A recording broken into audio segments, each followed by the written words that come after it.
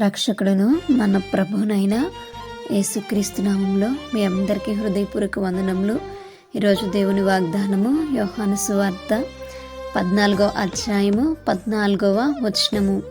నా నామమున మీరు నన్నేమి అడిగినను నేను చేతును. హల్లెలూయా.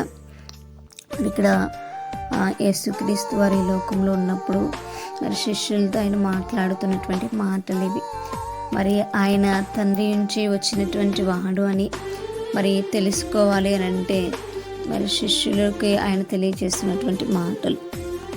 మరి ఆయన నామంన ఏం అడిగినా సరే ఆయన వాటిని అనుగ్రహిస్తాను అని చెప్పి అక్కడ మాట్లాడటం మనం చూస్తున్నాం.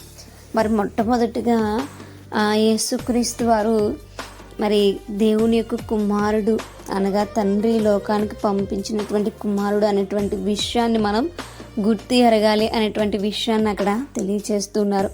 తండ్రిని మహిమపరచడానికి కుమారుడు మరి అనేకమైనటువంటి కార్యాలు చేయడానికైనా ఇష్టపడుతూ ఉన్నాడు. మరి కుమారుని యొక్క నామంలో మనం ఏది అడిగినా సరే తండ్రి అది మనకి ఇవ్వడానికి ఆయన కూడా ఇష్టపడుతున్నటువంటి దేవుడు. ఆ విషయాన్ని ఇక్కడ యేసుక్రీస్తు వారు తెలియచేస్తూ ఉన్నారు.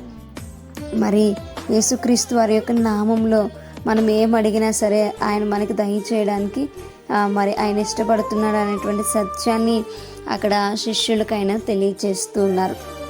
ఇక్కడ మనం ఆలోచించవలసినటువంటి విషయం ఏమిటంటే ఏం అడగాలి అనేటువంటి విషయం. మరి ఏది పడితే అది అడగాల అనంటే కాదు, కానీ మరి మనం ఏమి అడగాలి అంటే దేవుని యొక్క చిత్తంలో ఉన్నది మనం అడిగినప్పుడు ఖచ్చితంగా ఆయన మరి దాన్ని నెరవేర్చేటువంటి వాడుగా ఉన్నారు. ఆయన మన జీవితాల్లో దాన్ని మనకి అనుగ్రహించడానికైనా ఇష్టపడుతున్నటువంటి వాడుగా ఉన్నారు.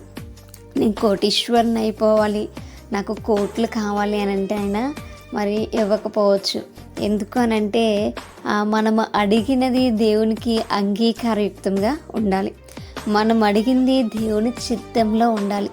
మనం అడిగింది దేవుని మహిమపరచడానికే అడగాలి, కానీ మనము ఆస్తిని అభివృద్ధి పరచుకోవడానికి మనము స్వార్థపూరితంగా కనుక అడిగినట్లయితే మరి అది నెరవేర్చబడకపోవచ్చు. మరి మనం ఏది అడిగినా అది తండ్రిని దేవునిని మహిమపరచడానికై అయి ఉండాలి అనేటువంటి సత్యాన్ని మనం జ్ఞాపకం చేసుకోవాలి. అది లోక సంబంధమైనదే కాకుండా ఉండనట్లు మరి దేవుని రాజ్యానికి సంబంధించినటువంటిది అయితే ఆయన ఖచ్చితంగా దాన్ని మనకి అనుగ్రహించేటువంటి వారిగా ఉన్నారు. కాబట్టి మనం అడిగినప్పుడు ఏది పడితే అది అడిగేటువంటి వారముగా ఉండకూడదు. మనము క్రీస్తుని వెంబడించేటువంటి వారమైతే మరి ఈ లోక సంబంధమైనటువంటి వాటిపైన మన దృష్టి ఉంచకుండా పర సంబంధమైనటువంటి వాటిపైన మనం దృష్టి ఉంచుతాం కనుక మరి పర సంబంధమైనటువంటివే మనం కోరుకోవాలి. అటువంటి కృప దేవుడు మనందరికీ కూడా అనుగ్రహించునుగాక. ప్రార్థించుకుందాం. పరిశుద్ధుడా మహాకరుడా మీకు వందనాలు. నిజమే ప్రభా, ఏదడిగినా ఇవ్వట్టుకున్న తండ్రి మీరు నైనా సంసిద్ధంగా ఉన్నటువంటి దేవుడు.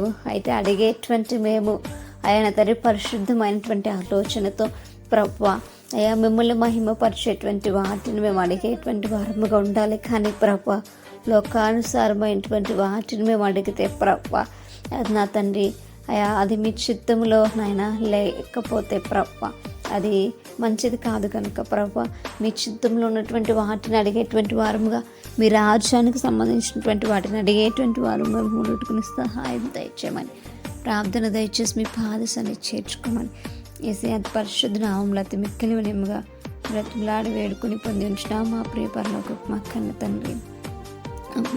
Praise the Lord everyone. May God bless you all.